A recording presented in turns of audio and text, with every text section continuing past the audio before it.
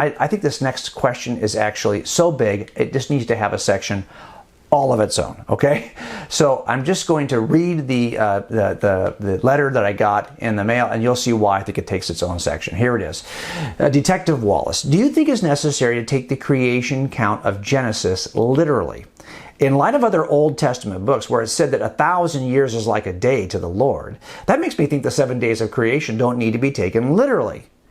The intelligent design philosophy seems reasonable, but the young earth belief is a deal breaker for me. I don't want to take much freedom with my interpretations. What do you think is a reasonable view of the creation account?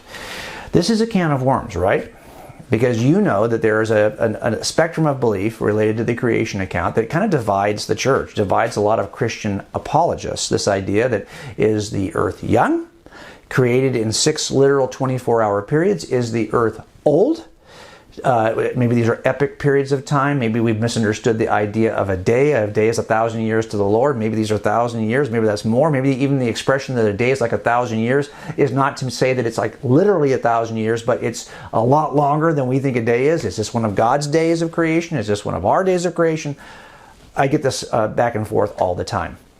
I will tell you that this is so divisive that I'm always a little bit cautious about addressing it at all. And what we're doing here is trying to resolve the 2 ways that we know anything about the universe. One we know by way of observing the world around us naturally.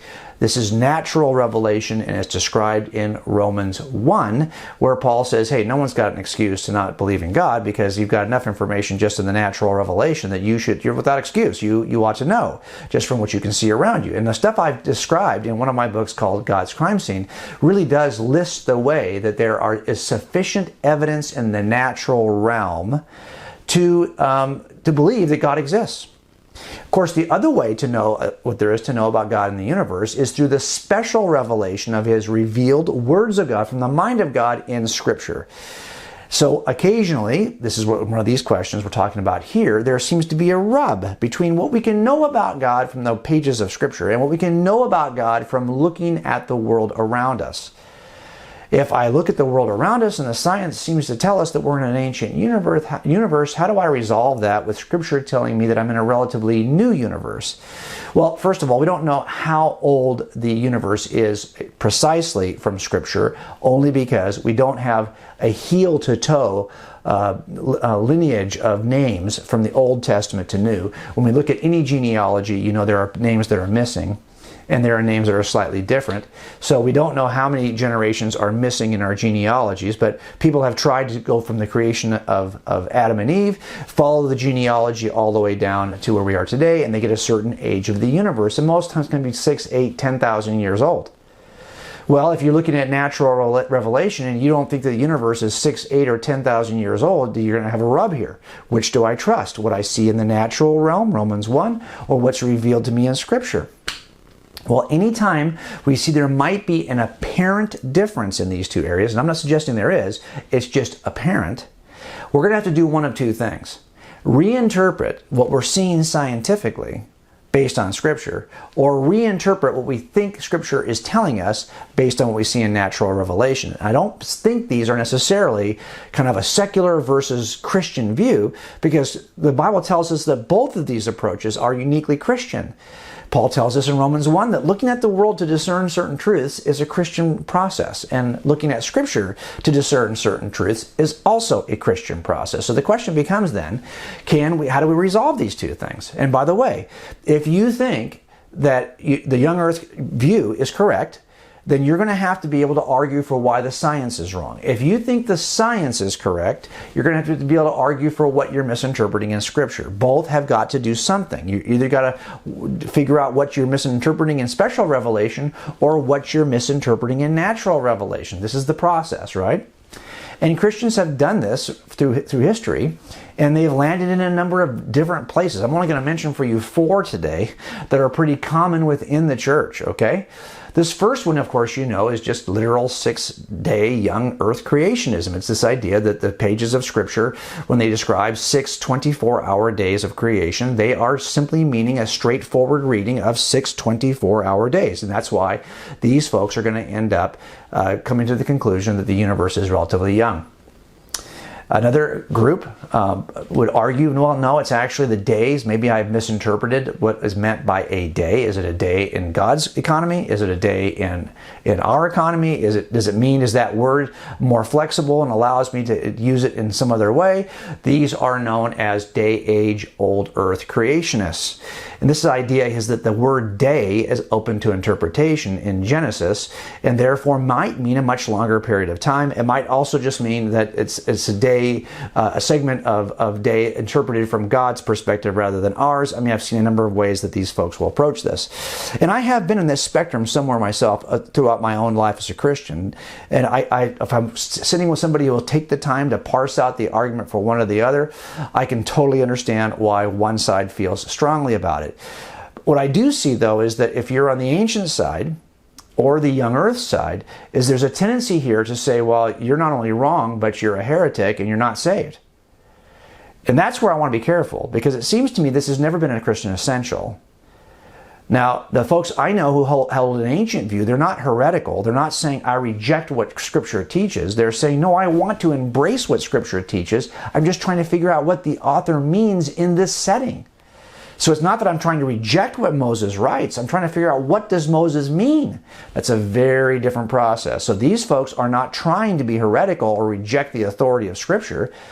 And the folks I know who are young earthers are not, they're pretty good at making a case for why the science is wrong on some of these things, or is more open to interpretation than we think it is.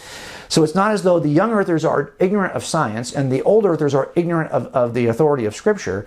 They're both doing their best to interpret the revealed, the special revelation of God with the natural revelation of God. Here's another view that is held by some people.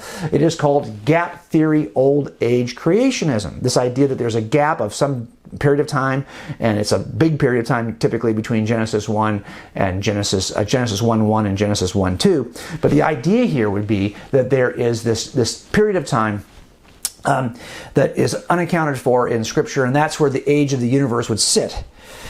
There's also another view here, which is a more recent view, at least in my understanding of it, and this is what I would call audience-specific literature creationism. And this is the idea that hey, all of you have got it messed up. Moses is not trying to write a chronological history or do origin science. What he's really trying to do is dispel the Jews that he's leading from their errant views of God and cosmology that were based on their captivity in Egypt. The Egyptians held a certain view.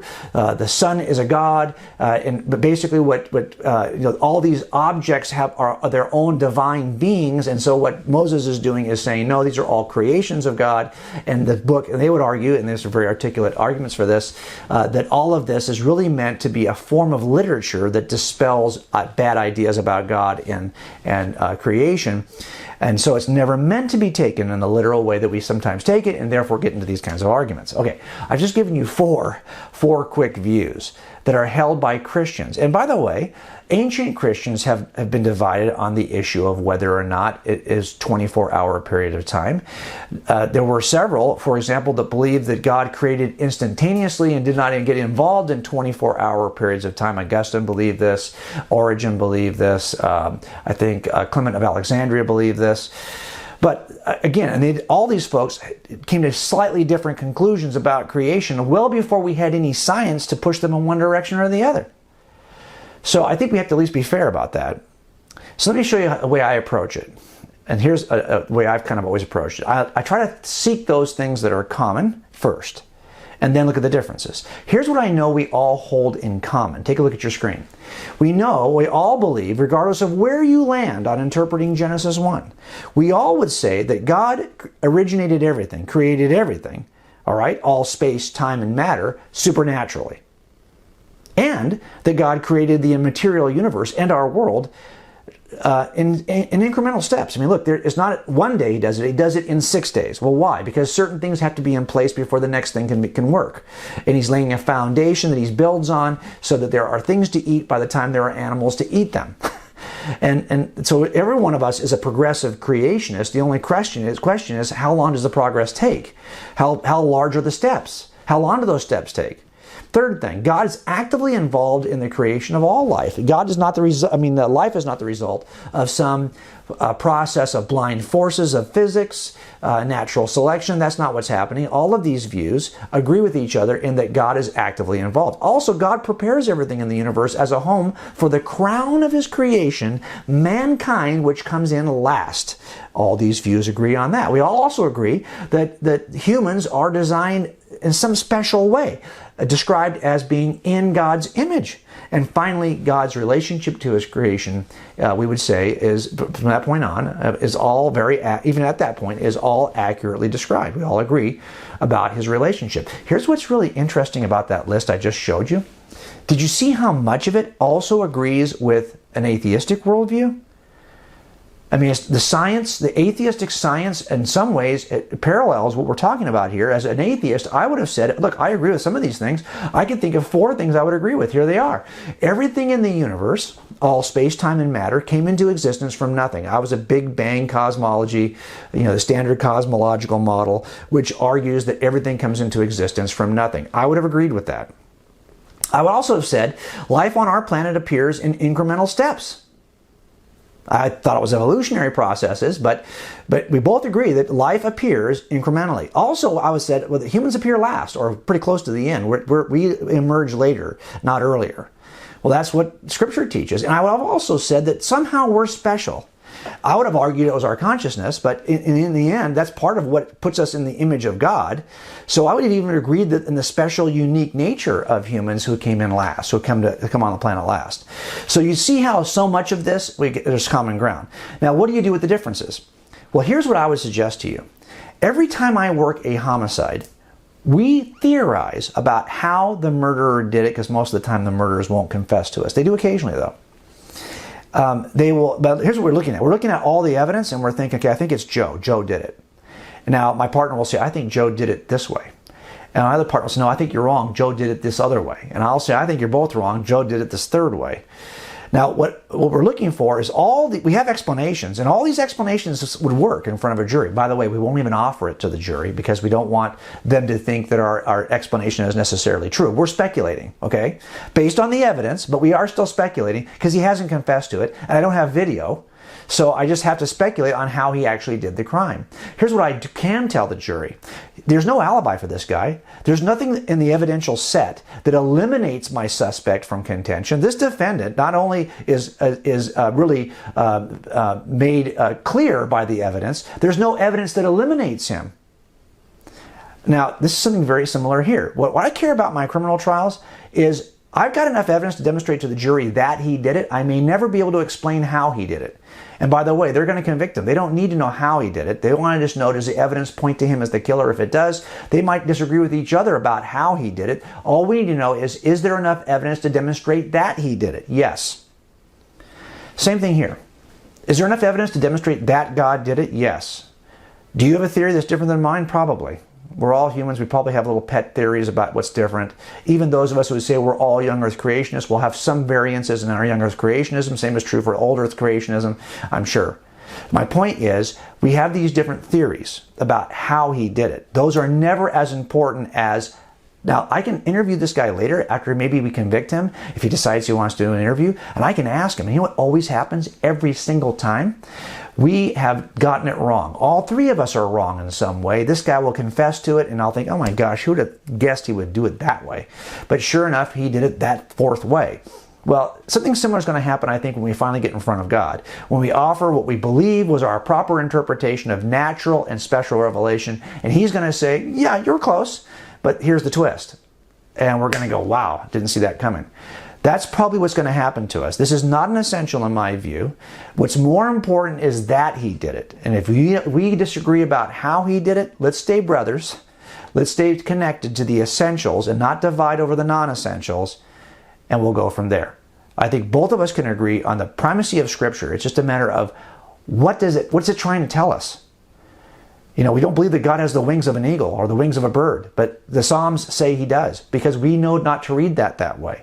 All of us are trying to interpret. I want to give some grace to my brothers who are trying to interpret. I also want to give my grace to brothers who say, hey, you know, the science may not be there that shows us what's really happening in the natural realm. Let's give grace to each other, and I hope that helps you to deal with this very contentious issue of the age of the universe. And we'll talk to you right here next week at Cold Case Christianity.